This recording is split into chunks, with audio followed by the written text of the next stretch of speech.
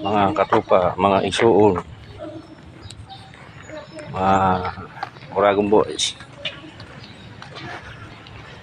Tapos lang jogging at cool down, nakapahinga na. Kasalukuyan naging lakad-lakad lang kami sa sport complex. Dalawa kami ng aking kabady, ang anak ko.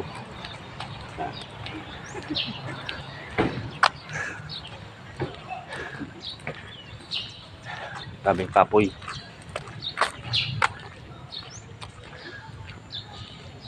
Ayun na, daming jogging ngayon. Konti-unti na, sipat ang hali na rin.